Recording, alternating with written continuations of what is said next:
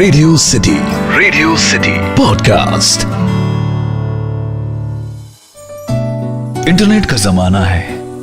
अब जिंदगी दिनों में नहीं एमबीज में गिनी जाती है। 4 MB की एक अच्छी सी सेल्फी आपका दिन बना देती है। जिंदगी अब 4 दिनों की नहीं 4 MB की हो गई है।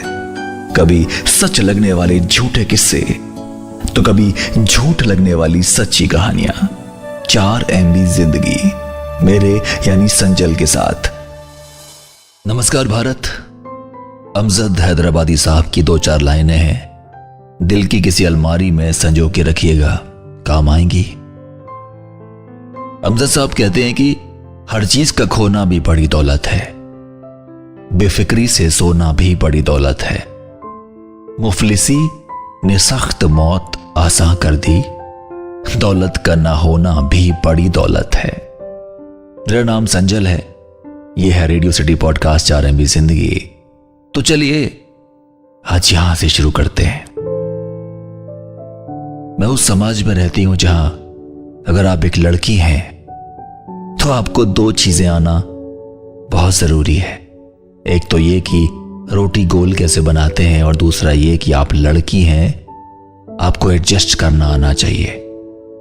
अनफॉर्चुनेटली मैं 38 साल की हो गई, ना तो मेरी रोटी कभी गोल बन पाई और ना ही मैं एडजस्ट कर पाई। मेरी जॉब लगने के बाद मैं मां बाप को छोड़कर दूसरे शहर में आ गई। जिस बैंक में मैं जॉब करती थी, उस बैंक के सारे एम्प्लॉयज साल में एक बार एक अनाथ आश्रम में एक छोटा सा फंक्शन करते थे। मैं भी आश्रम पहुंची तो देखा कि छोटे छोटे मासूम से बच्चे हमारे स्वागत के लिए दरवाजे पर खड़े थे।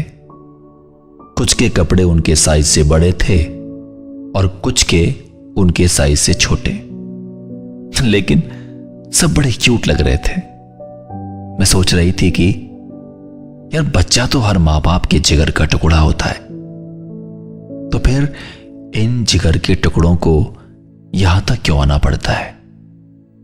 रात को बिस्तर पर लेटी हुई मेरे मन में बस उन्हीं बच्चों का ख्याल आ रहा था, और न जाने क्यों मुझे लगा कि मुझे मेरी अकेली जिंदगी का मकसद सा मिल गया है। और उसी रात मैंने तय किया कि क्यों ना मैं एक बच्चा अडॉप्ट कर लूं।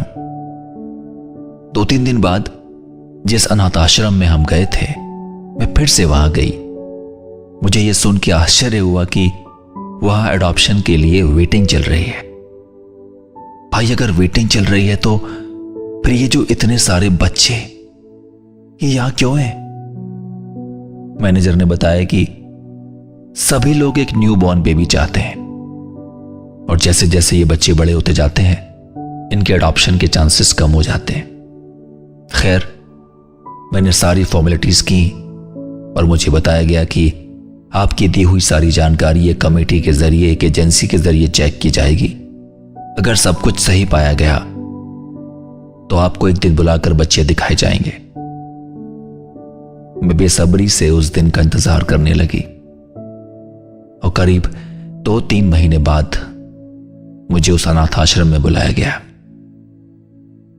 आज मैं आश्रम में जाने वाली थी। काफी नर्वस थी क्योंकि आज से एक नई जिम्मेदारी मुझे मिलने वाली थी।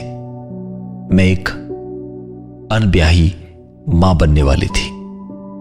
नॉर्मली मैं सलवार सूट पहनती हूं, पर उस दिन मैंने एक कॉटन की साड़ी पहनी ताकि बच्चों को मुझे देखकर एक मां वाली फीलिंग आए।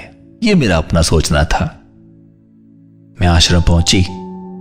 मैनेजर ने मुझे एक हॉल में बिठाया और एक एक करके सारे बच्चों से मेरी मुलाकात करवाई। दिल तो किया कि सबको घर ले जाऊं, सबकी मां बन जाऊं। हॉल में करीब 30-40 बच्चे आ चुके थे। तभी मैंने देखा कि मैनेजर साहब एक बच्चे को हॉल में बुला रहे थे, लेकिन वो बच्चा पर्दे के पीछे छुपा हुआ खड़ा था। मैंने ध्यान से देखा, पर्दे के पीछे से वो हल्का सा झांक के देख रहा था। मैंने उसे बुलाया। वो पर्दे के पीछे से निकला तो मुझे दिखा कि ये एक 6-7 साल का बच्चा था। एकदम पतला दुबला, अपनी साइज से बड़ी ढीली सी हाफ शर्ट पहने हुए। उसका हाफ पैंट बिल्कुल फुल पैंट जैसा था। बाल सिर्फ आगे से बने हुए, पीछे से सारे बिखरे हुए। शायद उसने खुद ही बनाए होंगे। और मैं थोड़ी सी चौंक गई जब मैंने देखा कि उसके बाएं हाथ में एक छोटी सी बैसाखी थी। मैनेजर ने बताया कि इसका असली नाम तो हमको नहीं पता, लेकिन हम सब इसे जुगनू बुलाते हैं। जुगनू करीब 3 साल पहले आश्रम में आया था और इसके बाएं पैर में शुरू से ही दिक्कत है। इसे चलने के लिए बैसाखी का सहारा लेना पड़ता है और ऐसे बच्चों के अडॉप्शन में बहुत प्रॉब्लम आती है कि कोई भी पेरेंट इनकी जिम्मेदारी लेने से झिझकता है, क्योंकि उन्हें शायद सारी जिंदगी इस बच्चे के साथ एडजस्ट करना पड़े। पहली बार मुझे ये एडजस्ट वर्ड सुनकर अच्छा लगा। मैंने मन ही मन ये तय कर लिया कि ये वाला एडजस्टमेंट में सारी जिंदगी करने के लिए तैयार हूं।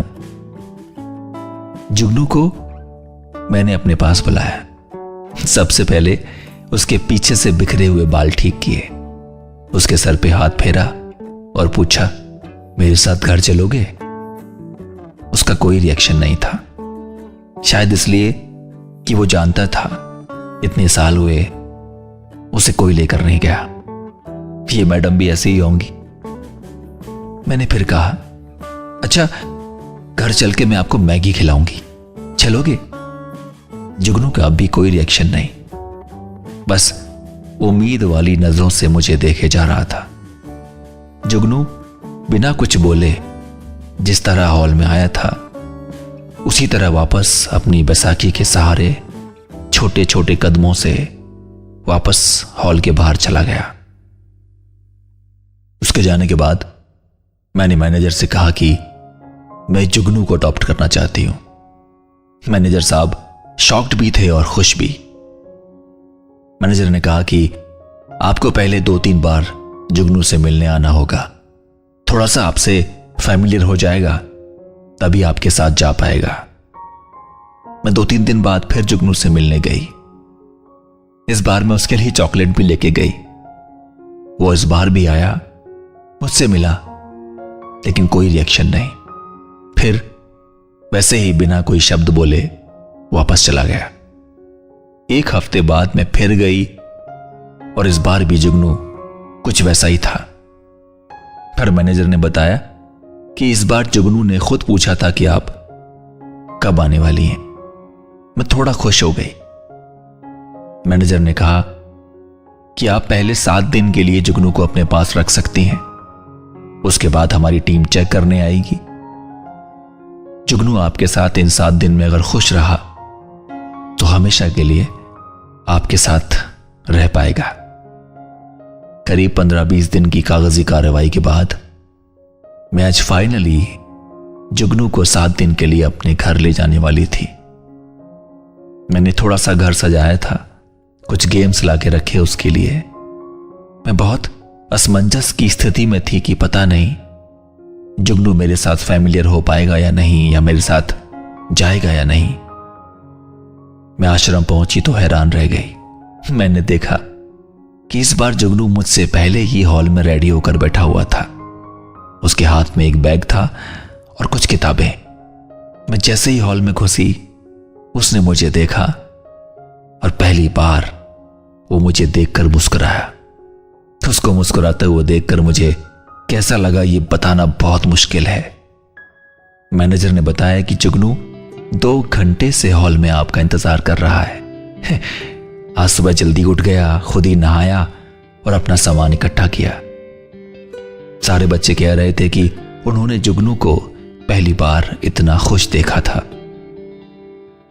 जुगनू को मेरे साथ 3 साल से ज्यादा हो गए हैं। उसका ट्रीटमेंट चल रहा है। डॉक्टर्स को उम्मीद है कि जुगनू बहुत जल्द अपने पैरों पर खड़ा होकर चल पाएगा। ये सच है कि मैं रोटियां आज भी गोल नहीं बना पाती, लेकिन हां, मुझे यकीन है कि मैं शायद जुगनू का फ्यूचर जरूर बना सकूं। सच्ची कहानी अगर आपको अच्छी लगी हो तो मुझे जरूर बताइए। ईमेल कीजिए podcast@myradiocity.com पर। सब्जेक्ट लाइन में जरूर लिखिए 4 MB जिंदगी, और अच्छा लगे तो मेरा नाम भी लिख दीजिएगा। मेरा नाम है SANJL संजल। शुक्रिया हिंदुस्तान। Radio city podcast.